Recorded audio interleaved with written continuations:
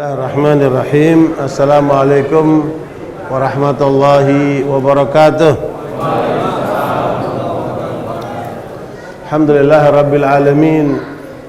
Wal aqibatu lil muttaqin wala udwana illa 'alal zalimin. Wassalatu wassalamu ala asyrafil anbiya'i wal mursalin nabina Muhammadin wa ala alihi wa sahbihi ajma'in. Ya ayyuhalladzina amanu taqullaha haqqa tuqatih wa la tamutunna illa wa antum muslimun. Subhanaka la ilma lana illa ma 'allamtana innaka antal alimul hakim. Allahumma la sahla illa ma ja'altahu sahla wa anta taj'al hazna idza syi'ta sahla ma ba'd. Ikhwani wa akhwati fiddin rahimani wa rahimakumullah. Bapak Ibu jamaah yang dirahmati oleh Allah SWT, Barakallahu. Tapi yang terpenting adalah silaturahmi ini harus terus selalu dibangun, karena kekuatan umat Islam itu ada pada silaturahmi, ya. Makanya para ulama itu kalau mereka itu sudah jenuh di kampungnya, maka mereka akan bersilaturahmi kepada ulama-ulama lain untuk melepaskan kejenuhan itu, sambil memikirkan bagaimana memecahkan banyak masalah umat ini, kan. Nah, kalau kita perhatikan, atau bolehlah saya nanya sama Bapak Ibu sekalian, apa yang paling berharga yang Bapak Ibu miliki? Ya, Bapak Ibu semua ini yang paling berharga pada dirinya itu apa? Jawabannya apa? Iman. Iman gak akan dapat tanpa Islam, ya. Makanya kekayaan yang paling mahal yang kita miliki itu ya Islam itu, Pak. Makanya Allah katakan wala tamutunna illa wa antum muslimun. Tidak mungkin orang itu mendapat kebahagiaan di dunia apalagi di akhirat kecuali lewat Islam. Tidak akan mungkin orang itu dapat kemuliaan kecuali lewat Islam. Makanya dari 2400 agama di dunia, yang diakui oleh Allah cuma satu. Apa itu? Islam. Inna dina indallahi al-Islam. Makanya siapa yang tidak menjalankan hidupnya sesuai dengan Islam, Allah nggak butuh dengan orang itu, ya. Pada ayat 85 surat Al-Imran, wa may yabtaghi ghairal islami dinan fala yuqbala minhu wa huwa fil akhirati minal khasirin. Ya, siapa yang melakukan kehidupannya tidak sesuai dengan Islam, Allah nggak butuh sama orang itu. Makanya kekayaan ini harus kita pertahankan, ya. Dan Bapak Ibu harus tahu apa sih misi Nabi Muhammad SAW. Terus kita cocokkan dengan misi kita hidup ini. Kalau kita tanya satu-satu ini pasti akan beda jawabannya. Prioritas hidup masing-masing kita itu apa? Ada yang jawab ingin membahagiakan orang tua. Ada yang menjawab ingin jadi pengusaha sukses. Ada yang jawab macam-macam jawaban itu. Tapi semua itu meleset semua kalau jawabannya lepas daripada apa? Keutamaan Islam itu. Makanya Nabi mengatakan sayablughu hadzal din ma balagha al-lailu wan nahar bi'izzi azizin aw dhilli dhalilin. Islam ini akan sampai di mana ada malam, di mana ada siang, Islam akan sampai ke tempat itu. Siapa yang bersentuhan dengan Islam, dia akan mulia. Siapa yang berpaling dari Islam, dia akan hina. Artinya apa? Kemuliaan kita di mana? Dengan Islam itu. Karena Islam bersumber dari Allah Subhanahu wa taala yang maha segala-galanya. Dan jangan lupa kalau nyebut nama Allah, jangan lupa ada 3. Apa? Dzul Jalali, Allah yang maha agung. Dzul Jamali, Allah yang maha indah. Ya. Yang ketiga apa? Dzul Kamali, Allah yang maha sempurna. Makanya Ibnu Taimiyah rahimahullah menulis kitab Al-Jawabus Sahih liman baddala dinal masih, 2 juz. Beliau menganalisa tentang agama-agama sebelum Islam, Yahudi dan Nasara. Kesimpulannya kata beliau, Nabi Musa dikasih oleh Allah sikap tegas. Ya, Al-Jalal, ketegasan itu ada pada Nabi Musa.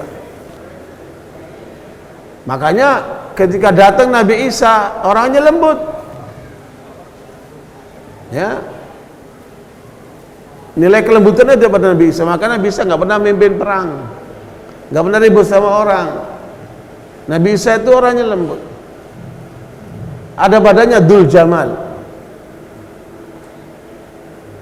Makanya kaum Yahudi menolak Nabi Isa AS sebagai utusan Bani Israel. Padahal Israel, Nabi Isa mengatakan, Eli Eli lama sabaktani, dia mengatakan aku diutus kepada domba-domba Israel. Tapi Yahudi nggak mau, karena mereka menginginkan Nabi yang perkasa, yang tegas seperti Nabi Musa alaihissalam. Mereka ketemukan sama Nabi Isa alaihissalam. Tapi Nabi kita, Nabi Muhammad SAW, ada Dzul Jalali, ada Dzul Jamali, ada Dzul Kamal, ada semua sama Nabi Muhammad SAW. Semua sifat baik ada sama Nabi Muhammad SAW. Karena Allah berikan kepada beliau, Allah ajarkan kepada beliau. Bahkan pada ayat 90 surat Al-An'am, Allah memberikan seluruh ilmu para nabi kepada Nabi Muhammad SAW. Ya, ulaika alladzina hadahumullahu fabihudahum muqtadih. Ya, para nabi dan rasul itu sebelum Muhammad SAW itu semua mereka diberikan petunjuk, diberikan ilmu, diberikan kelebihan masing-masing, tapi semuanya diberikan kepada Nabi Muhammad SAW. Makanya kita ini oleh Allah diberikan agama yang terbaik. Itu kemuliaan yang harus kita banggakan, yang harus kita sadari. Jangan makanya antum merasa rendah diri, rendah hati, rendah apalah itu. Inferiority complex namanya, rasa rendah diri. Kan? Kita di atas mereka semua karena Islam yang Allah berikan kepada kita itu. Yang kedua, karena Nabi yang diutus kepada kita itu Nabi yang terbaik. Tidak ada manusia di dunia sehebat Nabi Muhammad SAW. Bayangkan lewat dakwah Nabi Muhammad SAW, sekarang ini di dunia ini ada 2 miliar manusia muslim dari 8 miliar manusia. Ya. Bagaimana seorang Nabi Muhammad SAW bisa memberikan arahan pencerahan sampai menjadikan 1/4 penduduk dunia itu? Menurut Pew Research Center, lembaga internasional, Pew Center ini di 2070 jumlah penduduk dunia terbanyak akan diisi oleh umat Islam. Karena agama yang paling cepat perkembangannya, yang paling cepat diterima oleh manusia adalah agama Islam. Karena di dalam Islam itu ada apa? Saya sekalian, ada rahmah. Wa ma arsalnaka illa rahmatan lil alamin. Tidak kami utus engkau Muhammad kecuali apa? Membawa rahmat buat alam semesta ini. Makanya jadi muslim jangan sangar. Jadi muslim jangan golok.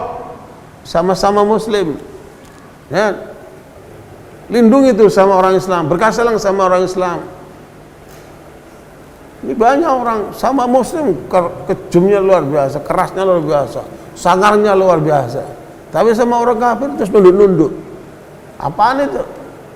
Bukan begitu tuh mental orang muslim itu. Makanya sekalian, Allah menyebutkan tentang mental Rasulullah SAW dan para sahabatnya. Pada ayat ke berapa itu? 22 surat Al-Mujadilah itu. Surat Al-Fatah ayat 29.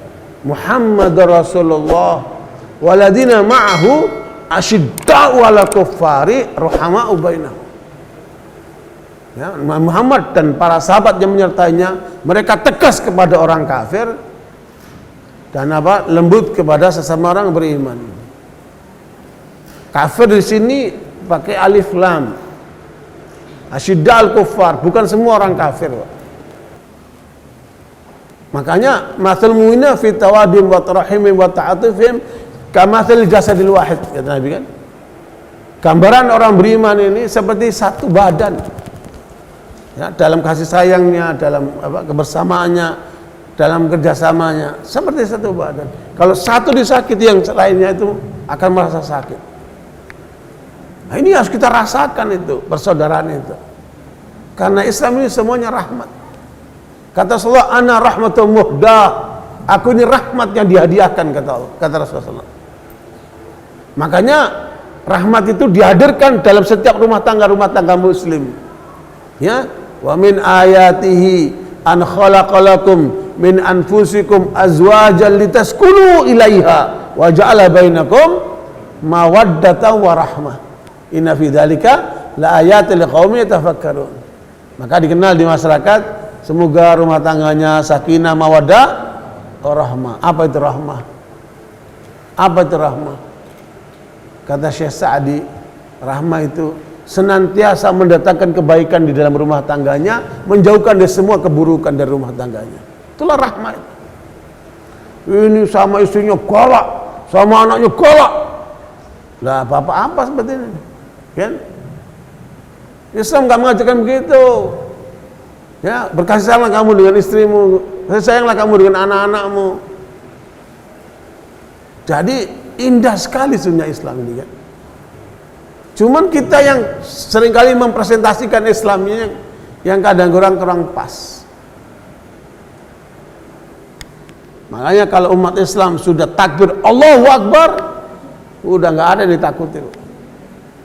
22 Oktober 1945 para penjajah datang ke Indonesia lewat Jawa Timur. Keluarlah fatwa dari Hadratus Syekh Hasyim Asy'ari, resolusi jihad. Kemudian Bung Tomo 10 November di Surabaya menyampaikan Allahu Akbar, merdeka. Dilawanlah para penjajah itu. 150.000 muslimin yang terbunuh di Jawa Timur. Mereka penjajah terbunuh 15.000. Tapi mereka hengkang dari Jawa Timur. Ayah saya termasuk ikut di dalam perjuangan itu di wilayah Mojokerto. Cerita saya waktu saya masih kecil. Jadi saudara sekalian, begitulah orang muslim itu. Dia lembut. Tapi kalau Islam diganggu, jangan macam-macam. Kan? Apalagi orang Solo. Kan? Kalau lembutnya luar biasa, diinjak pun masih Pak, ini salah nginjak Pak. Ya, tapi kalau udah galak orang Solo itu, Indonesia sampai hancur sama orang Solo kan, luar biasa. Makanya Indonesia harus berbuat baik sama orang Solo itu. Jadi saya sekalian, begitulah Islam yang sedang kita saksikan ini. Banyak orang kafir itu nggak membaca Al-Quran, nggak membaca hadis Nabi. Segelintir orang lah yang mereka pelajari itu. Tapi mereka melihat Islam dari kita yang hidup ini. Umat Islam ini lembaran terbuka yang mereka saksikan. Makanya jangan kita tampilkan Islam hanya dalam bentuk ceramah. Tampilkan Islam dalam pribadi kita. Tampilkan Islam dalam kehidupan rumah tangga kita. Tampilkan Islam dalam persaudaraan kita. Tampilkan Islam dalam bisnis kita. Tampilkan Islam dalam semua perilaku kita itu. Dan itu akan menjadi apa? Pandangan yang berbeda di depan mereka. Saya punya pengalaman ketika menjadi imam di Islamic Society di Australia. Kita pertama kali saya khutbah itu di gereja. Bukan saya pendeta, karena umat Islam nggak punya masjid. Sehingga Jumatannya sewa gereja, karena tempat yang diizinkan gereja. Kita khutbah begini, di atasnya begini, kayak nggak cocok, bukan tempat kita kan. Akhirnya kita berunding, yuk kita kumpulkan dana, kita beli gereja, kita rubah jadi masjid, dan berhasil. Kemudian kita rubah lagi jadi Islamic Center, sekarang menjadi Islamic Center mentereng di sana. Kita rubah umat itu kan, sampai mereka itu merasakan satu badan, tolong menolong satu sama lain. Saya masuk ke komunitas-komunitas, komunitas Aceh, komunitas Madura, komunitas Jakarta, komunitas Jawa, komunitas macam-macam itu. Saya masuk ke komunitas Padang, semua saya masuk ke saya rangkul. Ayo kita rapikan masjid. Wah, indah sekali. Umat Islam bersatu di depan orang-orang kafir, di negara kafir. Satu kali datang polisi nyari saya. Saya pas nggak ada di tempat. Kemudian dilaporin oleh teman-teman, tadi cari polisi. Ada apa? Nggak tahu. Tak parahin polisinya di posnya itu. Kenapa cari saya? Enggak, cuma mau tanya, itu dulu gereja sepi, sekarang kok rame gitu. Nah itulah Islam namanya gitu. Kan? Jadi kita nggak perlu banyak ngomong, Pak. Kita buktikan saja keindahan Islam ini dalam kenyataan, bukan dalam teori. Islam itu dalam kenyataan indah. Makanya para ulama mengatakan, jangan kamu berharap masuk surga untuk bahagia di surga kalau kamu tidak bahagia di dunia. Saya pastikan nih, bapak-bapak, ibu-ibu semua ini harus bahagia di dunia ini dengan Islam yang kita miliki. Meskipun rumahnya kontrak, kan? Meskipun nggak punya apa-apa, urusan materi kecil. Saya mau tanya sama antum, antum sholat sehari berapa kali? Berapa kali? Hah? Kalau 3 kali si antum. Berapa kali? 5 kan? Makan berapa kali? 3. Kenapa makan 3 kali, sholat 5 kali? Kenapa? Kenapa? Karena kebutuhan rohani kita itu lebih banyak daripada kebutuhan makan kita itu. Ya? Makanya sholat 5 waktu, 5 kali. Melebihi kebutuhan daripada jasmani kita itu. Makanya orang bahagia itu kapan, Pak? Kalau dia bahagia jasmani dan rohani. Ya? Makanya semua kita harus bahagia ini. Meskipun mukanya kelihatan capek semua. Udah malam ya. Baik. Kenapa kok kita diberikan oleh Allah Islam? Karena itulah agama yang diakui oleh Allah. Dan kenapa kok kita diberikan oleh Muhammad SAW? Karena dia manusia yang terbaik yang Allah berikan kepada kita. Ya. Kemudian Allah kirim malaikat yang terbaik. Siapa itu? Dari semua malaikat yang terbaik, malaikat Jibril, untuk menghantarkan wahyu kepada Muhammad SAW. Dipilihkan malaikat yang terbaik. Kemudian diberikan tempat yang terbaik. Mana itu? Mekah Mukarramah itu. Dan jangan lupa, seluruh para nabi dan rasul datang ke Mekah. Diawali oleh Nabi Adam alaihissalam. Nabi Adam itu diturunkan ke muka bumi, dia diturunkan di Himalaya sana, Pak. Gunung tertinggi di Nepal, India. Hawa diturunkan di Jeddah itu. Ketemunya di mana? Di Arafah. Nanti Bapak Ibu kalau haji pasti kemana? Ke Arafah. Kalau Bapak Ibu haji nggak ke Arafah, nggak sah hajinya. Al-Hajju Arafah. Rukun haji itu Arafah. Banyak orang Indonesia datang ke Arafah, melihat di situ ada apa? Jabal Rahmah. Jabal Rahmah itu hanyalah tempat bersejarah pertemuannya Adam dan Hawa di situ. Dan kemudian kita umat Islam semua ke sana, pergi ke Arafah untuk wukuf di Arafah, diajarkan sama Nabi. Tapi sebagian naik ke bukit Bukit Rahmah. Ngapain? Banyak tulisan nulis I love you forever. Ngapain? Ditulis nama istrinya I love you forever. Ada yang doa, ya, ada yang sujud. Ngapain di situ? Bukan tempat ibadah. Itu hanya untuk mengenang pertemuan Bapak Ibu kita Adam dan Hawa. Kan? Makanya kita dikasih tempat yang mulia, Mekah itu. Ternyata posisi Ka'bah itu dari kanan, dari kiri, dari depan, dari belakang, itu tengah-tengah senternya dunia, Pak. Kalau bukan dari Allah mustahil itu kan. Ya, seperti kalau Bapak Ibu baca Al-Quran, ada ayat wal yatalattaf. Wal yatalattaf itu tengah-tengah Al-Quran. Ya. Apa artinya wal yatalattaf itu? Supaya lembut, jangan keras, jangan kasar, yang lembut. Bolehlah badan kita gagah, kan?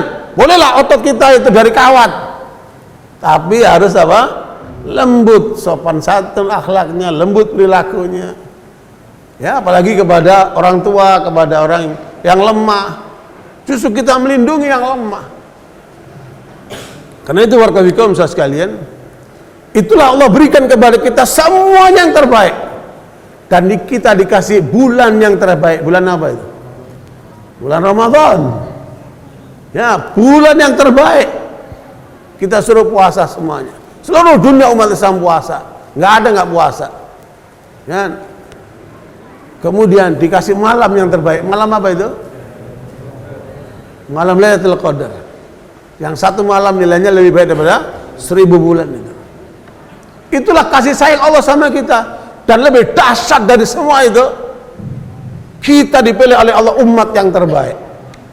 Surat Al-Imran ayat 110. Coba yang bawa Quran atau bawa HP dibuka itu. Al-Imran 110. Kuntum khaira ummatin ukhrijat linnas ta'muruna bil ma'ruf wa tanhauna 'anil munkar wa tu'minuna billah walau amana ahlu kitab lakana khairan lahum minhumul mu'minuna wa aktsarhumul fasiqun. Lihat, Allah memproklamasikan kepada seluruh makhluk di muka bumi ini, kita umat Islam ini umat yang terbaik. Bukan Yahudi, bukan Nasara, bukan Jepang, bukan Amerika, bukan Cina. Kita umat yang terbaik. Dulu umat terbaik itu memang Allah berikan kepada kaum Yahudi. Tetapi ketika mereka melanggar Allah, membunuh para nabinya, Allah cabut kebaikan buat mereka, diberikanlah kepada kita umat Islam. Lah kok umatnya paling banyak miskin, yang paling banyak bahlul, yang banyak ketertinggalan. Kenapa umat kita seperti ini? Ada apa dengan kita ini kan? Ayo disadari, kita perbaiki semua ini sebelum terlambat nih. Bayangkan antum lihat umat Islam 2 miliar di dunia, takluk dengan Yahudi yang cuma 20 juta. Umat kita dibantai di Gaza, kita gak bisa apa-apa, Pak. Pintu Rafahnya ditutup oleh Mesir, nggak bisa bergerak. Mujahidin mau ke sana, tutup semua pintunya. Dari sini Yordan tutup, sana Mesir tutup. Gak berdaya umat Islam di dunia ini. Karena itu saya sekalian, tapi yang melihat kan bagaimana penduduk Gaza nggak menyerah mereka. Apa kata mereka? Kami masih punya Allah. Meskipun semua bangunan hancur, mereka tinggal di kem-kem seperti itu. Iman itu yang menjadikan mereka itu kokoh. Nah, barakallahu, kalau bicara persatuan, tema kita kan apa? Persatuan ya. Bagaimana menyatukan umat ini? Dari mana kita mulainya? Ini banyak profesor bingung sekarang ini. Lihat umat kayak begini. Kemiskinan paling banyak orang Islam, kebodohan menimpa umat Islam, ketertinggalan, narkoba, kejahatan banyak sekali yang terjadi dengan umat Islam. Koruptor paling banyak apa itu? Orang Islam. Apa Islam mengajarkan begitu? Tidak. Islam tidak mengajarkan itu. Perhatikan seluruh ajaran Islam, baik yang wajib maupun yang sunnah, semuanya manfaat buat manusia. Silakan dicek.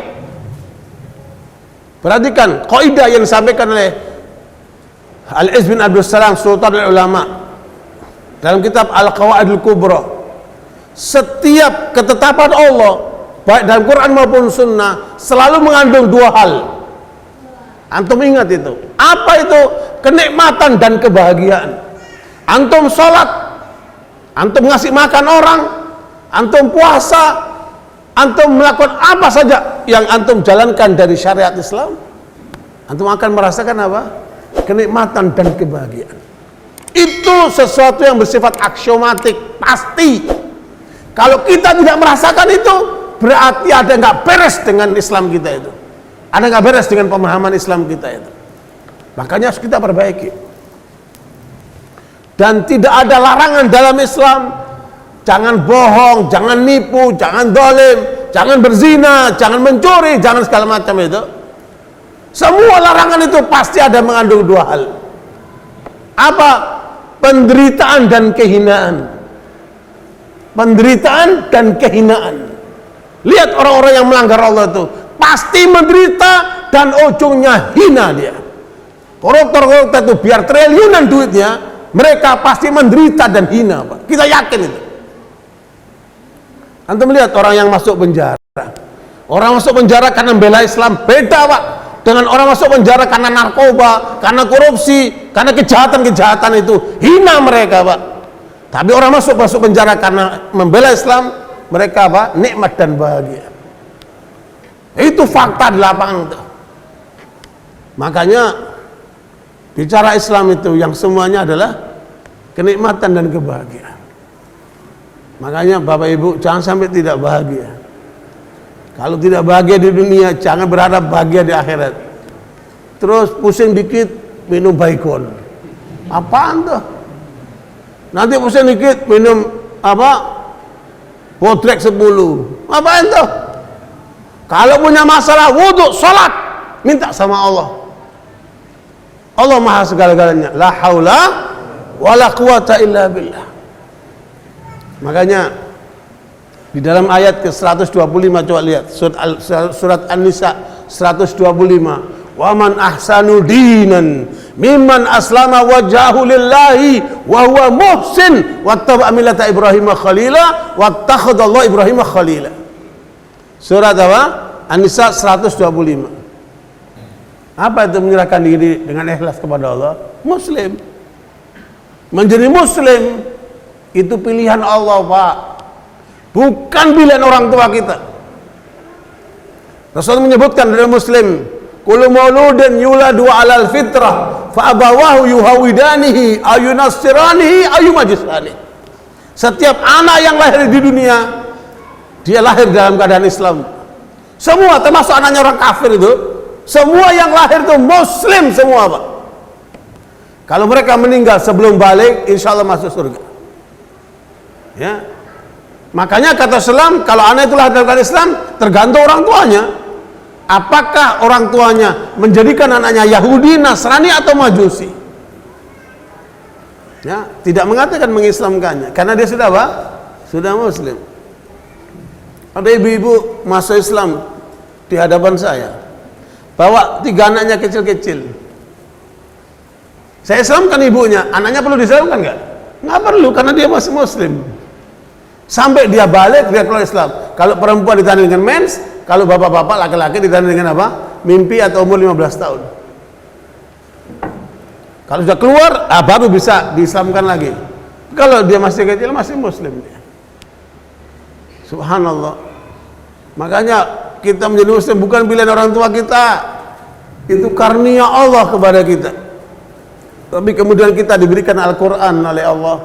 Surat apa itu? Fatir ayat 32. Ya, thumma awrasna al-kitaba alladziina astafaina min ibadina faminhum zalimun li nafsihi wa minhum muqtasid wa minhum sabiqun bil khairati biidznillah dzalika huwal fadlul kabir.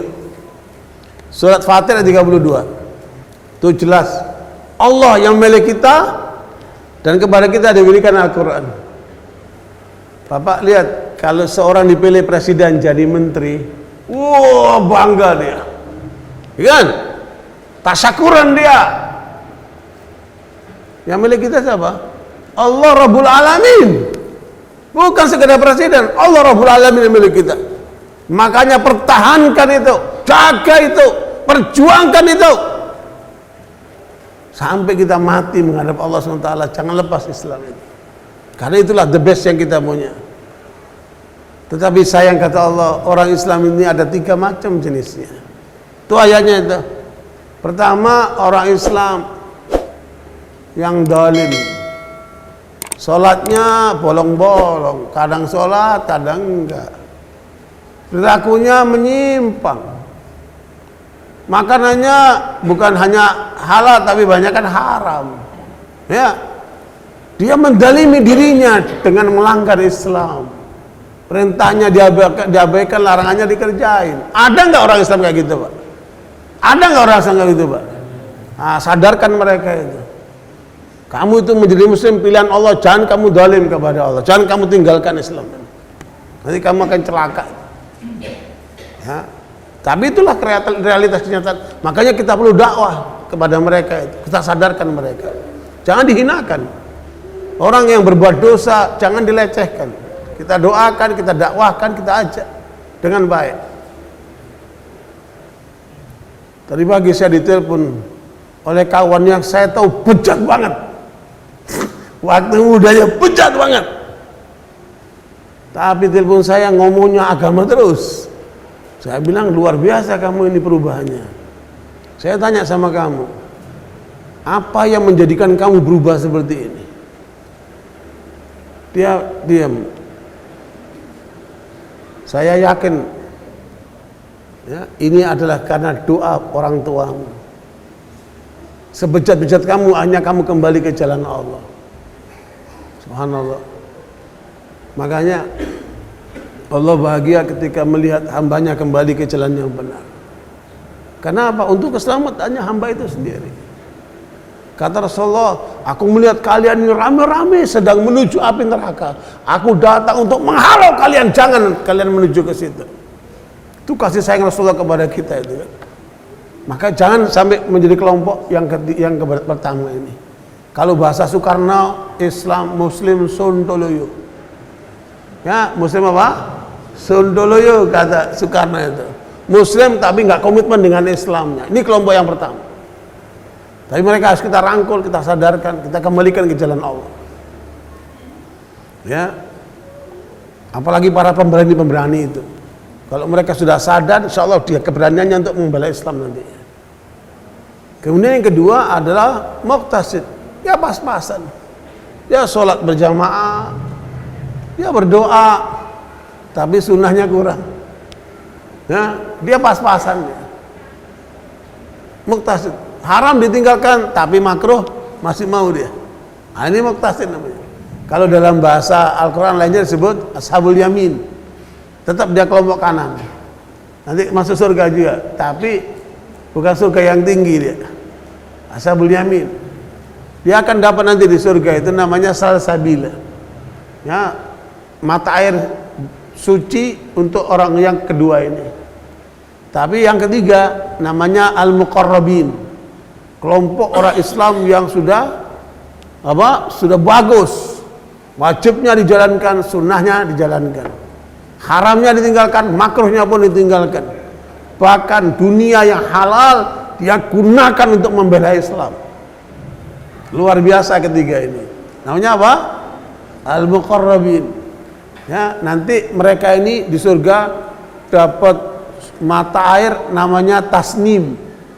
Tasnim itu mata air khusus untuk kelompok muqarrabin. Mudah-mudahan kita semua masuk kelompok ini insyaallah. Tapi komitmennya harus kuat. Ya, sadari kita pilihan Allah, kita dijadikan umat yang terbaik. Tapi tunaikan tugasmu. Apa itu, Pak? Amar ma'ruf, nahi munkar. Ya. Di dalam amar ma'ruf nahi munkar ini ada 4 keadaan manusia muslim. Ada berapa? 4 keadaan. Kelompok yang pertama, dia melakukan amar ma'ruf. Dia ngajak orang, ayo ke masjid, ayo pengajian, ayo bersedekah, ayo berbuat baik. Dia ngajak kepada kebaikan. Tapi dia sadar di keluar itu ada setan-setan yang menjerumuskan manusia, sehingga dia buka pintu-pintu kemungkaran, ama dia ditutup pintu itu. Inilah sebaik-baik manusia.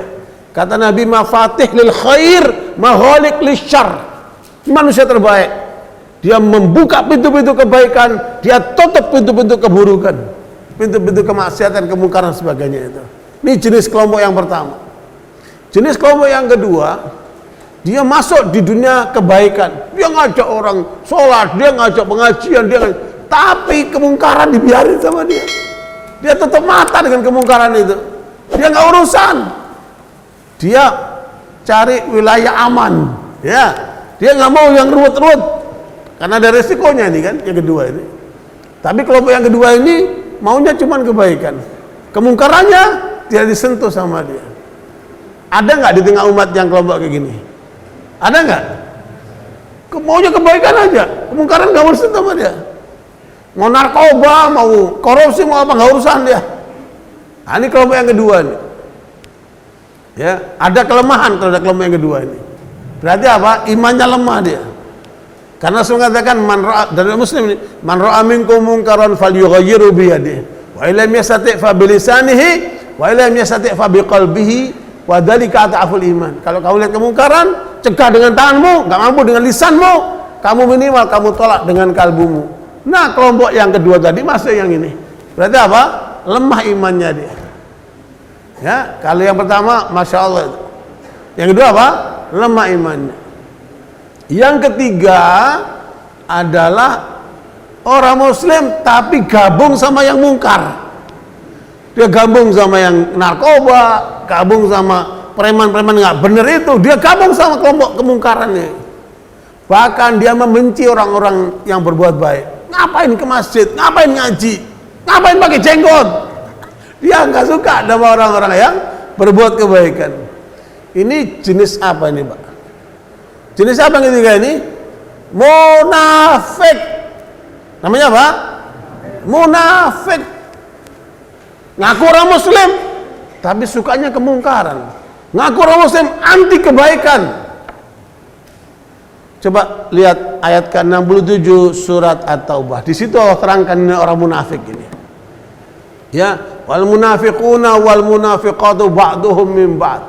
Ya'muruna bil munkar wa yanhauna 'anil ma'ruf wa yaqbiduna aydiyahum nasullaha fanasiyahum innal munafiqina humul fasiqun. Lihat, orang munafik bukan cuma laki, ada apa tadi? Ada perempuan. Kalau perempuan suka pada kemungkaran, nggak suka dengan kebaikan, apa namanya? Munafik gitu. A'udzubillahi min dzalik. Kira-kira ada nggak di tengah umat Islam yang kayak gini? Suka kemungkaran, nggak suka dengan apa? Kebaikan. A'udzubillahi min dzalik. Makanya para ulama mengatakan orang munafik itu muslim di dunia, kafir di akhirat. Apa? Munafik itu apa? Muslim di dunia, kafir di akhirat. Ayat 68 tadi dibaca tuh. At-Taubah 68 tuh. Di mana itu orang-orang munafik itu? Ya, orang munafik di mana, Pak? Di neraka jahanam. Dia muslim di dunia, kafir di akhirat. Menipu umat Islam di tengahnya. Makanya perjuangan Islam ini paling lelah menghadapi kelompok ini. Di masa Nabi itu kata Ibnu Abbas ada 370 orang-orang munafik menggerogoti perjuangan Islam dari dalam. Mereka cenderung untuk berpihak kepada orang-orang kafir, tidak suka dengan perjuangan orang muslim. Na'udzubillahi min dzalik. Makanya apa Pak tandanya orang munafik kata Nabi? Berat sholat isya dan subuh berjamaah. Jangan sampai kita termasuk orang yang berat sholat subuh dan isya berjamaah. Jaga itu sholat isya dan subuh berjamaah. Karena sholat isya dan subuh berjamaah paling berat bagi orang munafik. Jangan sampai bapak-bapak, ibu-ibu ketika dengar azan komentar, ya azan lagi. Berat dengar azan juga. Harusnya senang dia sambut. Itu panggilan Allah. Sami'na wa ata'na. Jangan keberatan. Ini ada ibu-ibu udah masuk zuhur, dia WA suaminya, sayang jangan lupa makan. Ya diingat ya makan, bukan sholat. Ya, kalau saya punya istri kayak gitu, saya kawin lagi ya. Bukan ngingetin sholat, ngingetin makan. Ya. Makanya didik itu istri kita itu supaya benar itu. Ya. Jadi saudara sekalian, begitulah gambaran kelompok ketiga terhadap amar ma'ruf nahi mungkar. Dia justru mendukung apa? Mungkar, anti apa? Ma'ruf. Nah, kelompok yang keempat paling banyak ini, nggak urusan amar ma'ruf, nggak urusan nahi mungkar, yang penting cari makan. Ada nggak kayak gini nih? Nah, itulah masyarakat awam. Dia nggak urusan amar ma'ruf, urusan mungkar, yang penting cari makan dia. Pertanyaannya, kira-kira antum dari jenis yang mana? Hah? Antum dari jenis yang mana coba? Nggak punya pilihan. Ada 4 nih pilihannya nih. Pilih yang mana? Hah? Suaranya lirih. Nggak masuk surga emang. Yang mana yang bapak-bapak ibu pilih ini? Satu, Allahu Akbar. Buktikan nanti subuh besok ada di sini. Buktikan nih bapak-bapak ini. Subuh ada di sini, sholat berjamaah di masjid. Kata Pak Hamka, kalau kamu ingin lihat orang mukmin, lihatlah salat subuh. Kalau kamu ingin melihat orang muslim, lihatlah itu salat Jumat. Ya, kalau Jumat penuh semua masjid itu kan. Kalau subuh, cobalah keliling ke masjid-masjid itu. Kan? Itu orang yang salat subuh itu insya Allah nggak kena kemunafikan. Ya, tapi jangan salat subuh nunggu hari Sabtu Minggu. Nunggu hari libur, hari biasa gimana? Ya, jaga itu salat subuh dan isya berjamaah. Karena salat subuh itu orang sedang enak-enaknya tidur, suruh bangun. Malam salat isya baru pulang kerja, suruh salat dulu. Makanya orang-orang di luar Islam itu bilang, jadi orang muslim itu berat ya. Ya, sedang tidur dibangun disuruh sholat. Ya, mau tidur suruh sholat dulu itu isya gitu kan. Subhanallah. Sebenarnya itu bentuk kasih sayang Allah kepada kita itu. Cuma seringkali kita nggak sadar. Nah, karena itu barakallahu fikum saudara sekalian, itulah iman. Iman melahirkan keajaiban-keajaiban. Ya, luar biasa. Antum lihat kan orang-orang yang diuji oleh Allah dengan ujian-ujian yang berat itu, mereka bisa melewati dengan senyuman. Itu lihat di Gaza itu kan. Mereka lewati dengan senyum, luar biasa. Itu bahasa iman. Makanya kata Allah, kalau kamu ingin menyatukan umat Islam, mulai dari kalbunya. Bukan dari otaknya. Bukan dari kegiatannya, bukan dari pakaian bajunya, seragamnya, bukan. Surat Al-Anfal ayat 62-63. Walladzi ayyadaka binasrihi wa bil mu'minin wa alafa baina qulubihim wa alafa bainahum law anfaqta ma fil ardi jami'an ma alafta baina qulubihim walakin Allah alafa bainahum. Ya, kalau mau membuat persatuan umat, satukan kalbunya dulu ini. Perbaiki imannya dulu ini. Kalau cuma ngomong saja, ya nggak akan jadi itu persatuan. Kita akan baca 6263 surat Al-Anfal. Di Jakarta itu ada seorang pengusaha tambang. Bilang sama saya akan siapkan uang triliunan buat menyatukan umat Islam. Saya senyum, saya bacakan ayat itu. Ya, jangankan 1 triliun, 2 triliun, 3 triliun, seluruh isi bumi ini kamu gunakan untuk menyatukan umat Islam, nggak akan bisa bersatu. Karena bersatu itu dari mana? Dari kalbu. Kata Rasulullah, al-arwahu junudum mujannadah. Mata arafat talafat. Ya, jiwa kita ini tentara-tentara Allah yang dipersenjatai. Saya nggak kenal sama tuan-tuan semuanya. Tapi ketika kenal sama-sama orang Islam, menyatu jiwa kita. Kan? Kalau ada yang ganggu kalian, kita akan marah semuanya. Kita akan bela semuanya. Bukan begitu? Nah, itu karena ikatan batin itu. Kalbu ini mahal, Pak. Makanya banyak orang menganggap persatuan itu dengan apa? Pakaian bajunya, dengan syiar ini, syiar itu. Bukan. Persatuan itu dari situ. Makanya Allah bilang apa? Pada ayat ke-92 surat Al-Anbiya. Wa inna hadhihi ummatukum ummatan wahidah wa ana rabbukum fa'budun. Ya.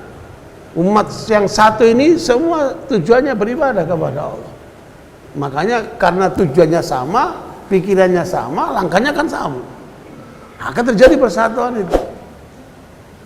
Makanya persatuan itu dari mana dimulai, Pak? Dari masjid. Dari masjid. Bagus tuh panitia masjid ini bikin kegiatan seperti Joko Karyan, kan? Siapa yang sholat subuh 40 kali di masjid ini, setiap kali sholat dia taruh fingerprint, terbukti 40 kali sholat berjamaah di masjid diberangkatkan umroh. Setuju nggak? Keren tuh, keren tuh. Nanti kalau hari Sabtu Ahad libur, semua yang habis sholat subuh ajak makan bareng-bareng, kasih makan. Bu, jangan pelit-pelit Bu, masakan tuh. Dulu waktu saya di Australia, saya sepakat sama ibu-ibu, pokoknya Sabtu Ahad habis saya ngisi kuliah subuh kasih makan. Wah, seneng mereka bergantian. Setiap hari Sabtu Ahad libur, kan? Ibu seneng tuh.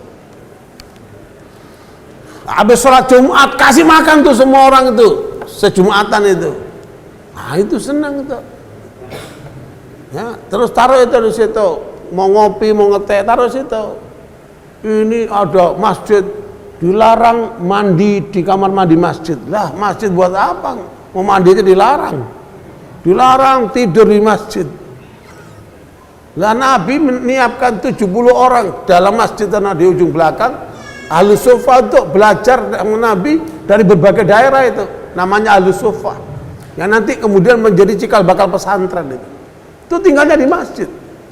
Dari mana mereka makan? Dari masyarakat. Kalau udah musim kurma digantung-gantung itu kurma itu untuk mereka makan.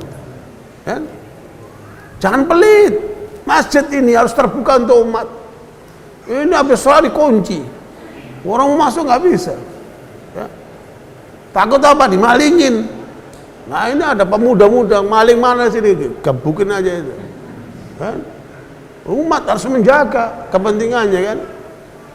Hanya sekalian, kita harus ramah antar saudara. Kita ramah dengan lingkungan. Tunjukkan itu Islam rahmatan lil alamin. Indah sekali itu. Dan saya mau tanya, kalau kita Islamnya benar, yang pertama kali paling senang siapa? Siapa paling senang, Pak? Istrimu bakal paling senang. Waduh, suamiku kok baik begini ya. Ya, kalau begitu boleh deh kamu kawin lagi. Oh, itu dapat izin langsung tuh. Luar biasa itu. Ya. Ini sama istrinya aja galak, sama anaknya galak. Jangan begitulah dalam berislam. Islam itu indah. Apa kata Anas bin Malik? Saya membantu Rasulullah 10 tahun. Sekalipun Nabi tidak pernah memarahi aku. Nggak pernah marah dia, dimarahi sama Nabi. Pembantunya 10 tahun, Pak. Kira-kira ada nggak istri antum yang nggak pernah dimarahi setahun sekali? Ada nggak? Syuraih Al-Qadi rahimahullah, hakim agung yang terkenal adil. Ditanya sama temannya Sya'bi, dua-duanya ulama tabi'in. Wahai Syuraih, kamu terkenal hakim yang agung di pengadilan. Bagaimana dengan rumah tanggamu? Kata Syuraih Al-Qadi, aku sudah menikah 20 tahun dengan istriku, sekalipun tidak pernah ribut, sekalipun tidak pernah marahan. Bisa nggak antum sebulan aja nggak marahan? Atau setahun nggak marahan juga? Ini 20 tahun, Pak, tidak pernah marahan. Sya'bi bertanya, kok bisa? Apa rahasianya? Kok bisa kamu 20 tahun tidak pernah marah sama istrimu? Begini ceritanya. Sejak saya qabiltu nikah selesai, pernikahan selesai, masuk kamar. Bapak Ibu kalau pengantin baru masuk kamar ngapain? Pengantin baru ngapain? Nah, jangan main pelototan aja. Sunnah dulu. Tuh beliau sholat sunnah 2 rakaat. Syukur sama Allah dikasih apa? Karunia istri kan. Ketika dia salam, ternyata istriku juga sholat dan dia pun ikut salam. Berarti apa ini? Istri yang salihah. Habis sholat, jangan gerayangan dulu. Taruh tangannya di atas apa? Di atas ubun-ubunnya. Ketika saya mau taruh tangan saya di atas ubun istri saya, tiba-tiba mengatakan sebentar. main butong dia sebentar. Tiba-tiba istriku mengatakan innal hamdalillah wassalatu wassalamu ala rasulillah. Diteramai. Hebat istri ini, luar biasa. Suaminya dengerin aja. Amma ba'd, alhamdulillah aku bersyukur kepada Allah dikaruniai Allah suami seperti kamu. Tapi aku tidak tahu siapa kamu, bagaimana tabiatmu, bagaimana kehidupanmu sebelum ini. Aku tidak tahu. Karena itu tolong beritahukan kepada aku sebagai istrimu, mana yang kamu suka aku akan jalankan, dan mana yang kamu tidak suka saya akan tinggalkan. Wassalam. Suaminya langsung menjawab, innal hamdalillah wassalatu wassalamu ala. Kalau ini lama emang ya. Amma ba'd, saya suka ini dan nggak suka ini. Wassalam. Udah, terus dia kasih apa ubun-ubunnya, dia doakan. Ingat nggak tuh doa buat istrinya itu? Kalau nggak ingat itu nanti bisa bandel tuh istri. Kan? Allahumma inni as'aluka khairaha wa khaira ma jabalta alaih wa a'udzubika min syarriha wa syarri ma jabalta alaih. Nah, barulah suami istri itu apa berlaku kan halal. Gitu. Kalau itu nggak terjadi diulangi nanti malam. Bapak sekalian, itulah rahasia. Kemudian sejak itu kata Syuraih, tidak pernah aku ribut sama istriku sudah 20 tahun. Maknanya apa? Istrinya menjalankan apa yang disukai oleh suaminya. Lah ini minta kopi dibikinnya teh. Ngambil itu suami. Jadi makanya pokoknya rumah tangga kalian harus indah, harus bagus ya. Orang yang paling bahagia kalau suaminya benar itu siapa? Istrinya dulu. Kalau antum benar, apa tadi nanti reaksinya? Antum perhatikan. Ya, istri yang solihah itu tandanya kalau mau tidur dia cium tangan terus dia bilang I'm ready. Wah, itu istri yang solihah itu. Kan? Kalau antum dapat istri kayak gini, wah mantap sudah. Kan? Bu, dengerin Bu. Ya, ini sudah ditutup berarti sudah selesai berarti kan? Alhamdulillah wassalatu wassalamu ala rasulillah. Subhanakallahumma bihamdika asyhadu an la ilaha illa anta astaghfiruka. Jazakumullah khair atas perhatiannya, terima kasih atas kesempatannya. Subhanakallahumma wa bihamdika asyhadu an la ilaha anta astaghfiruka wa atubu ilaik. Walhamdulillah. Wassalamualaikum warahmatullahi wabarakatuh.